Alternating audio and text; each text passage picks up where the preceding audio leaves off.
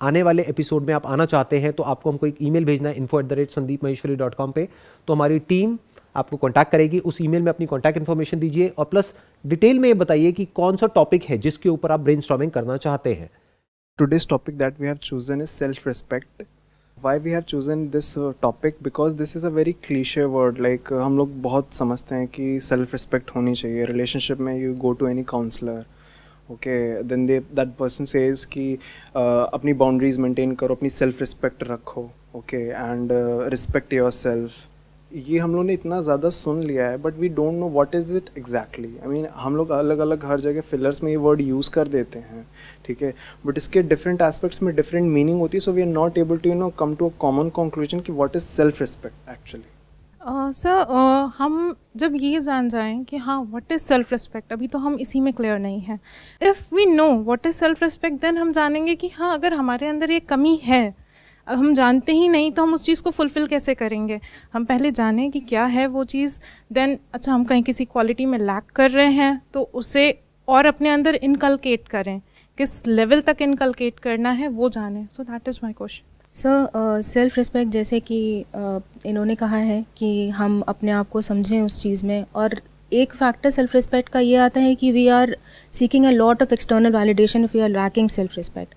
तो इसमें कहाँ तक सेल्फ रिस्पेक्ट का रोल है, और क्या हम वैलिडेशन सीख करना बंद कर देंगे आफ्टर वी आर मतलब कंप्लीटली सेल्फ रिस्पेक्टिंग आवरसेल्फ? तो यहाँ से सेशन को शुरू करते हैं। What is self respect? जब हम बोलते हैं सेल्फ रिस्पेक्ट तो इसमें दो वर्ड्स आ रहे हैं, एक है सेल्फ, एक है रिस्पेक्ट। सेल्फ का मतलब क्या है कि fundamentally we are all at the same level. हमें सामने वाले के साथ में वैसे ही बिहेव करना है जैसा कि हम चाहते हैं कि वो हमारे साथ में बिहेव करे, और ऐसे ही हमें सामने वाले को क्लियर करना है कि ये बाउंड्री है, इसको क्रॉस नहीं करना है, क्योंकि एक बार वो क्रॉस हो जाती है तो वो फिर कहां तक जा सकती है उसकी कोई लिमिट नहीं है। तो एक तो हमने सेल्फ को डिफाइन किया, विच इज उसकी जो फाउंडेशन है दैट इज इक्वालिटी, और रिस्पेक्ट की जो फाउंडेशन है दैट इज फेयरनेस। क्योंकि एक रिलेशनशिप का मतलब यही होता है, चाहे वो रिलेशनशिप हो चाहे पार्टनरशिप हो, एक गिव एंड टेक होता है, दोनों को एक दूसरे से कुछ चाहिए होता है। तो जब तक वो फेयरली हो रहा है कोई दिक्कत नहीं है। फॉर एग्जाम्पल इंडिया में बहुत कॉमन है एक टर्म हाउसवाइफ। तो अगर कोई है जो कि घर को मैनेज कर रही है तो वो छोटी चीज नहीं है, इनफैक्ट वो सबसे बड़ी चीज है।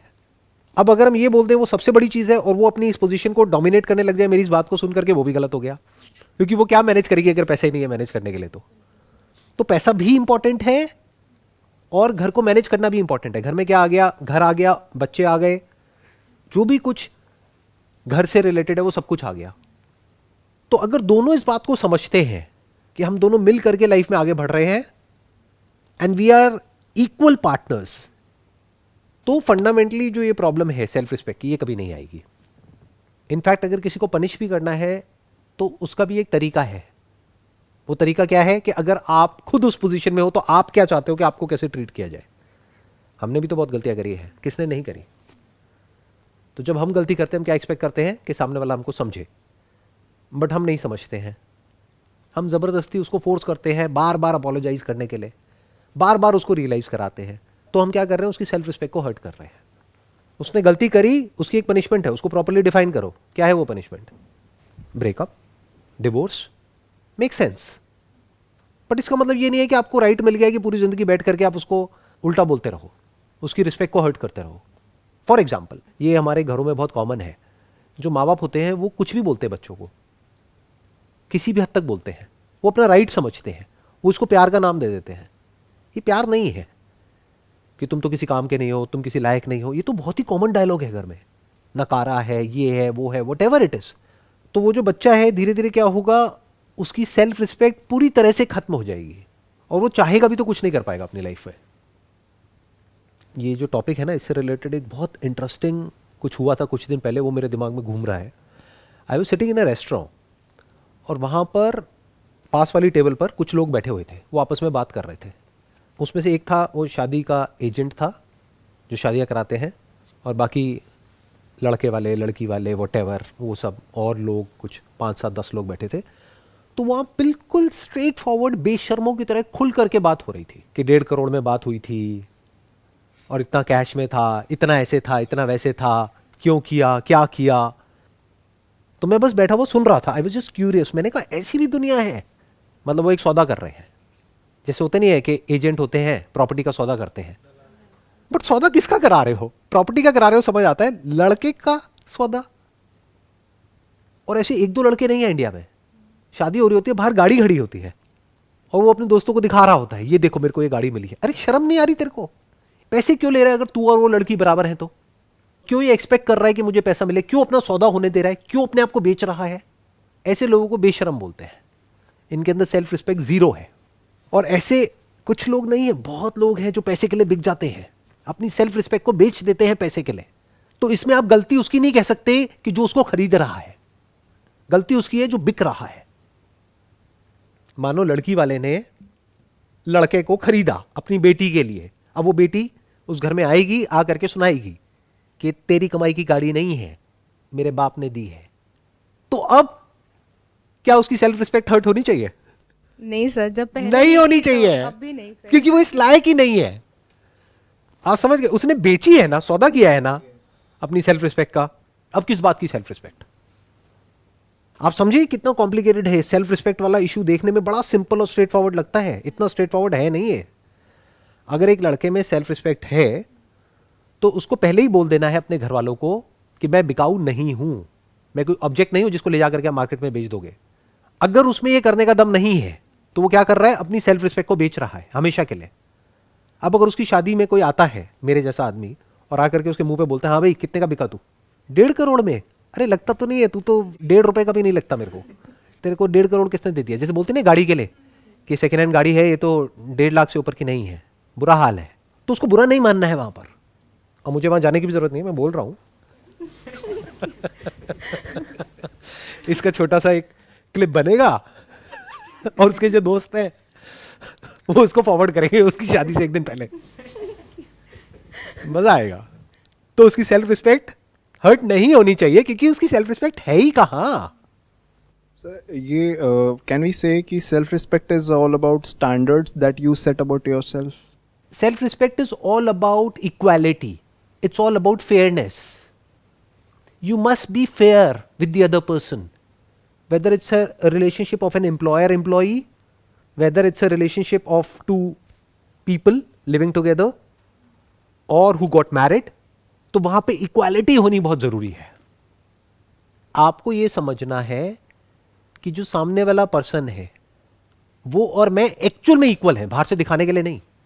मान लो आप वर्किंग हो, आपकी जो वाइफ है वो हाउसवाइफ है, तो आप दोनों इक्वल हो। ये नहीं है कि वो हाउसवाइफ है तो आप कुछ भी उसको बोलने लग जाओगे या उसको जाकर के इंसल्ट करोगे या कुछ उल्टा सीधा बोलोगे। इसका मतलब क्या है? आपके खुद के फंडे क्लियर नहीं है। तो इसकी शुरुआत कहां से होती है सेल्फ रिस्पेक्ट की? कि आपके खुद के फंडे क्लियर होने चाहिए, दैट इज वन। बट आपके फंडे क्लियर है और सामने वाले के नहीं है, अब क्या करोगे? Take a stand. हम अभी बात कर रहे थे जैसे इंडिया में पेरेंटिंग की, कि हम जनरली हमारे यहाँ पेरेंट्स होते हैं, एल्डर्स होते हैं। समटाइम्स व्हाट हैपन्स, जब हम मिस्टेक करते हैं and we are pointed it out whether by our elders, चाहे रिलेशनशिप्स में हो, तो हम वहाँ एकदम से हम शट हो जाते हैं। हम या तो चुप हो जाते हैं एकदम, या गुस्सा हो जाते हैं, तो चुप हो जाते हैं तो अंदर से गुस्सा हो जाते हैं। हाँ, चुप होके शांत हो जाते हैं। हम अपने आप को अंदर ही अंदर डिमीन करने लगते हैं। Okay, we have made this mistake, now we have to listen to it, it's done. हाँ, तो उनसे आप बड़े पोलाइटली आराम से बात कर सकते हो कि मैंने माना मेरे से गलती हो गई, बट गलती तो आपसे भी हुई होगी कभी ना कभी लाइफ में।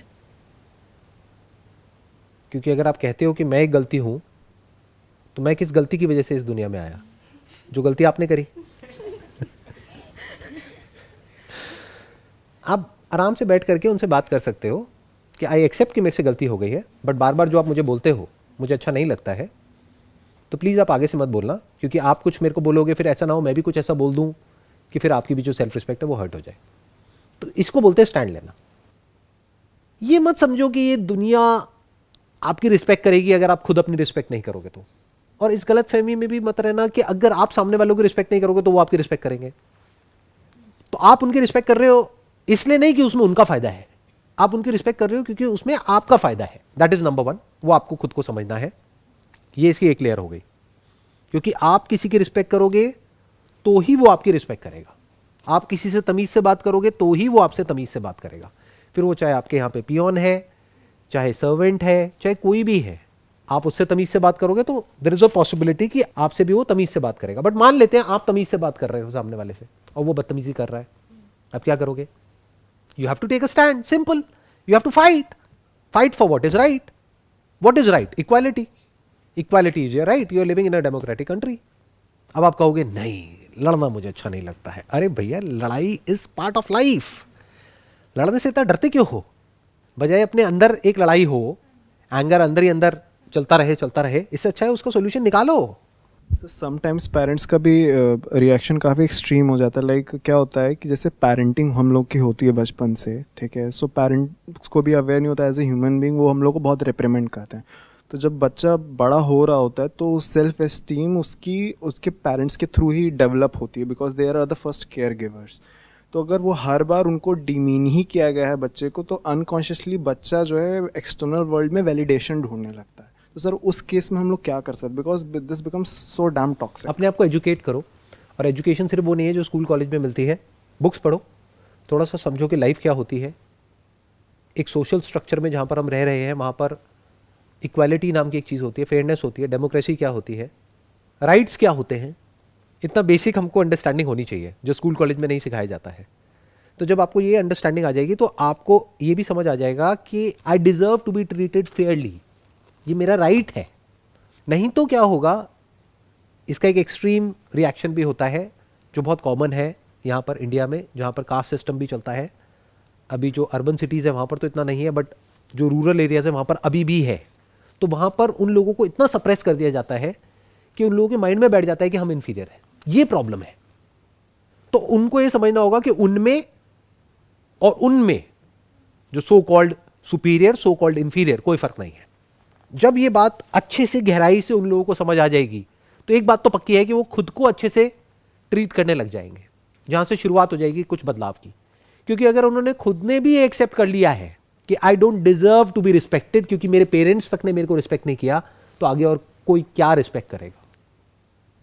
जैसे शादी हो जाती है और मानो लड़ाई झगड़ा हो गया, नॉर्मल है, हर घर में होता है। बट यहाँ पर क्या प्रॉब्लम होती है, लड़की घर पे फ़ोन करती है तो घर वाले कहते हैं कि अब थोड़ा बहुत तो एडजस्ट करना ही पड़ेगा। अब वो थोड़ा बहुत एडजस्टमेंट कहाँ तक जाएगा और कब तक चलेगा? ये सलाह ही गलत है। दे शुड से कि लड़ना नहीं है, लेकिन पोलाइटली सामने वाले को समझा दो कि मेरी आदत नहीं है इस तरह से ये सब चीज़ें टॉलरेट करने की। पावर डायनामिक्स होती है एक रिलेशनशिप में, ये चीज़ें हम कभी एक्सेप्ट नहीं करते। हम क्या बीच में कॉन्सेप्ट घुसा देते हैं इमोशनल होकर के, प्यार है, मोहब्बत है, ये है, वो है, पता नहीं क्या क्या कहानियां बनाने लग जाते हैं। एक रिलेशनशिप में जो फाउंडेशन है वो प्यार नहीं होता है, रिस्पेक्ट होता है, इक्वालिटी होती है, फेयरनेस होता है, एप्रिसिएशन होता है एक दूसरे के लिए। तब जाकर के वो रिलेशनशिप एक्चुअल में प्रॉस्पर करती है। तो आपको अपनी सेल्फ रिस्पेक्ट को खुद बचा करके रखना है। तो सर हम हेल्दी वैलिडेशंस जो हैं अपने क्लोज वन से सीख कर सकते हैं, उसमें कुछ प्रॉब्लम नहीं है। या अगर हम बिल्कुल वैलिडेशन, कोई इंसान है वो बिल्कुल ही वैलिडेशन सीख नहीं करता, दैट पर्सन नोज कि ये जो है ये मेरे लिए सही है, मुझे किसी से पूछने की ज़रूरत नहीं है, ना मुझे किसी का स्टैम्प चाहिए इस पर कि नहीं यू आर डूइंग राइट। वो चाहे मेरी खुद के पेरेंट्स हों या मेरी वाइफ हो या गर्लफ्रेंड हो, कोई भी हो। तो इसमें मतलब is this healthy way of doing things? 100%। ना आपको वैलिडेशन सीख करनी है, ना किसी को वैलिडेशन देनी है। एप्रिसिएशन दे सकते हो but you must not validate. आप होते कौन हो वैलिडेट करने वाले? और किसी से वैलिडेशन सीख क्यों कर रहे हो? The moment you seek validation from someone, आप अपनी लाइफ का कंट्रोल उनको दे रहे हो। For example, if I seek validation in what I am doing, तो आपको क्या लगता है कोई वैलिडेट करेगा मेरे को ये करने के लिए जो मैं अभी कर रहा हूं? आज क्या डे है? वेडनेसडे, वर्किंग डे, और हम यहाँ बैठे हैं, टाइम पास कर रहे हैं, ऐसी बातें कर रहे हैं जिसका काम धंधे से कोई मतलब नहीं है दूर दूर तक। तो क्या लगता है कौन मुझे वैलिडेट करेगा ये करने के लिए? अगर मैं उनसे पूछूं कि मेरे को ये करना चाहिए या नहीं करना चाहिए, वो तो यही कहेंगे कि नहीं करना चाहिए। तो मैं क्यों पूछूं? और मैं उनको क्यों बताऊं कि उनको क्या करना चाहिए क्या नहीं करना चाहिए? उनको जो करना है वो करें, मुझे जो करना है मैं करूंगा। हाँ, अगर मेरे ये करने की वजह से उनकी लाइफ पे कोई गलत असर आ रहा है तो मुझे इस काम को इस तरीके से करना है कि उनकी लाइफ पे कोई नेगेटिव इंपैक्ट ना आए। जब तक उनकी लाइफ में कोई प्रॉब्लम नहीं आ रही है मेरे ये करने से, तो मैं उनको क्यों राइट दूं ये बोलने का कि मैं ये करूं या ना करूं। एक और आपको बहुत बड़ा सीक्रेट बताता हूं, कभी भी किसी से राय लेते हो ना, उससे ये मत पूछो कि मेरे को ये करना चाहिए नहीं करना चाहिए, फंस जाओगे। उसने बोला करना चाहिए और आप नहीं करोगे तो रिलेशन खराब होगा, वो कहेगा नहीं करना चाहिए फिर आप करोगे तो रिलेशन खराब होगा। आप ये बोलो कि I am just discussing it with you about the possibilities, कि करने के क्या प्लस माइनस है और ना करने के क्या प्लस माइनस है। मैं एज अ फ्रेंड या एज अ वेल विशर या एज योर चाइल्ड, अगर आप अपने पेरेंट्स से डिस्कस कर रहे हो, बट डिस्कस कर रहे हो आपसे कि ये करने की क्या प्लस माइनस है और ये ना करने की क्या प्लस माइनस है, आपके एक्सपीरियंस के बेस पे मैं समझने की कोशिश कर रही हूं। डोंट टेल मी कि करना है नहीं करना है। The moment you ask somebody कि करना सही है या नहीं है, बुरी तरह से फंसोगे जा करके। तो जैसे अभी वैलिडेशन की बात हो रही थी, sometimes it comes out of emotional dependency. जैसे आपने कहा कि गिव एंड टेक रिलेशनशिप होता है, हम हमेशा कुछ उससे सीख करते हैं, वो हमसे सीख करता है। क्या इमोशनल डिपेंडेंसी नहीं होनी चाहिए हमारे अंदर? क्या हमें कॉन्शियसली उस चीज़ को लो रखना चाहिए कि अच्छा अगर हमें दिखता है किसी रिलेशनशिप में कि हाँ इमोशनल डिपेंडेंसी हो रही है, एक सॉर्ट ऑफ हल्का सा फियर भी आता है। हल्का सा नहीं आता है, बहुत आता है। और इमोशनल डिपेंडेंसी होती है अगर आप एक इंसान है तो, जहाँ पर एक रिलेशनशिप है वहाँ पर अटैचमेंट भी है, इमोशंस भी है, फीलिंग्स भी है। जब अलग होगे तो दोनों को गुस्सा भी आएगा, दोनों रिएक्ट भी करेंगे। अगर नहीं कर रहे हैं तो दैट मीन्स कि उसके लिए वो इंपॉर्टेंट ही नहीं है। तो जितना आप सामने वाले के क्लोज होते चले जाओगे उतना ही जब प्रॉब्लम होगी तो उतना ही दर्द भी ज्यादा होगा। जैसे ये दो हाथ है, इसको अगर हमने किसी एडहेसिव से चिपकाया जो आराम से अलग हो सकता है तो कोई दर्द नहीं है, चिपकाया ही नहीं एडहेसिव से तो पास आए दूर गए। अब ऐसे एडहेसिव से चिपका दिया है जिसको अलग करना इज नेक्स्ट टू इम्पॉसिबल, तो दोनों एक दूसरे से चिपक गए हैं। The moment there is a friction तो बहुत दर्द होगा। तो relationships by its very nature are painful. अगर आप रिलेशनशिप में जा रहे हो तो ये समझ करके ही जाना, मतलब अगर ये सोच करके एक रिलेशनशिप में जा रहे हो कि सब कुछ बहुत अच्छा होगा, घर में भी सब बढ़िया होंगे, इन लॉज भी बढ़िया होंगे, ये भी बढ़िया होगा, वो भी बढ़िया होगा, कभी हमारी लड़ाई झगड़ा ही नहीं होगा, कभी कोई बहस ही नहीं होगी, तो ऐसा नहीं होता। सब कुछ होगा। तो उसके लिए तैयार होकर के जाओ एक रिलेशनशिप में। Because the moment you stop someone from doing something that they want to do that is in line with their basic nature, तो क्लैश हो जाएगा। वो आपको कुछ करने से रोकेगा तो लड़ाई, आपने उसको कुछ करने से रोका तो लड़ाई, तो लड़ाई तो होगी। तो ये सीखो ना लड़ते कैसे हैं। ये क्यों सीखते हो कि प्यार कैसे करते हैं।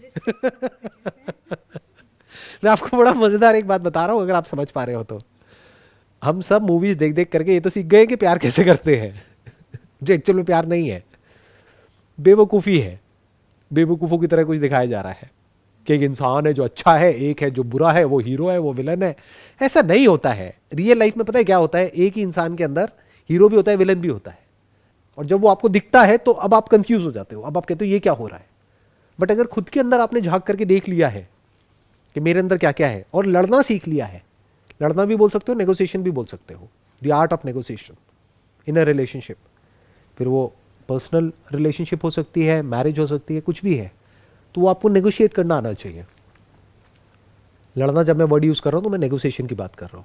नेगोशिएशन में लड़ाई होती है, कई कई महीनों तक नेगोशिएशन चलती है, फिर जाकर के दोनों पार्टीज एक दूसरे के पॉइंट पे एग्री करती है, कहीं बीच में सेटलमेंट होता है।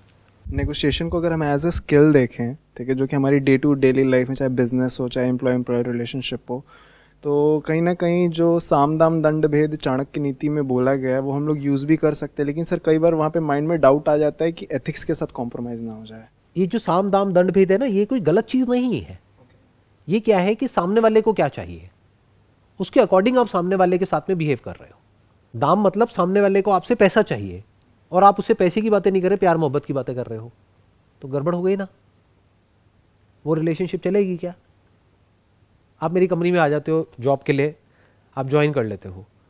अब मैं आपको पैसे तो नहीं दे रहा, आप आए हो पैसे के लिए कि पैकेज की हमने बात करी कि भाई साल का 10 लाख रुपए आपको मिलेगा।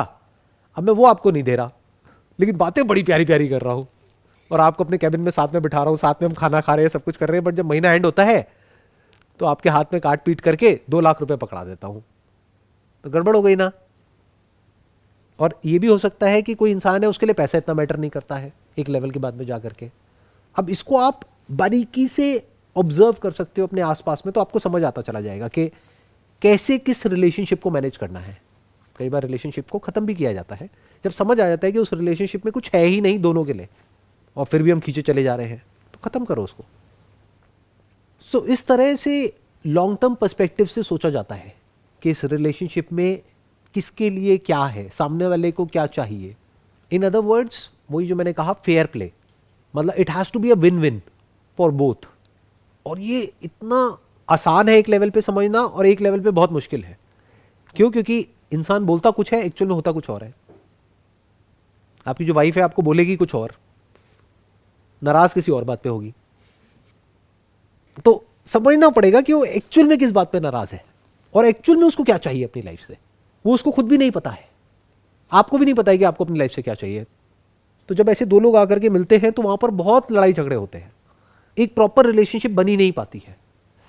जब एक इंसान को क्लियर हो जाता है कि मुझे अपनी लाइफ से क्या चाहिए, तो ये क्लियर करना कोई छोटी चीज नहीं है, ये बहुत बड़ी क्लैरिटी है लाइफ में। If you can actually do it in real life, if you can make it happen. एक एस्पेक्ट है लाइफ में ये क्लियर होना कि मुझे अपनी लाइफ से क्या चाहिए। मान लो पीस ऑफ माइंड चाहिए, बट ये जो पूरी दुनिया मुझे जिस डायरेक्शन में भगा रही है वहां पर पैसा तो है, पीस ऑफ माइंड नहीं है। अब मैं क्या करूं? क्योंकि जहां मैं इस पीस ऑफ माइंड के डायरेक्शन में गया वहां पे वैलिडेशन 0 है, तो अब तो मैं फंस गया। अब क्या करूं? तो if you can actually create a situation in your life जहां पे आपने फिगर आउट कर लिया कि मुझे अपनी लाइफ से क्या चाहिए, तो इस क्लैरिटी के साथ साथ आपको क्या मिलेगा, आपको यह भी समझ आ जाएगा सामने वाले को क्या चाहिए। अब अगर आप उसके हिसाब से एक्ट करोगे तो वो रिलेशनशिप स्ट्रांग होती चली जाती है, फिर वो अनब्रेकेबल हो जाती है, अनशेकेबल हो जाती है। अब आप ये कह सकते हो कि वो रिलेशनशिप 99% आपको वो दे रही है जो लाइफ में सबसे इंपॉर्टेंट है। वो क्या है? एक रिलेशनशिप। लाइफ में रिलेशनशिप से ऊपर कुछ नहीं है। एक बहुत बड़ी रिसर्च हुई थी हार्वर्ड में या ऑक्सफोर्ड में कहीं पे, 25 ईयर्स समथिंग, हैप्पीनेस के ऊपर।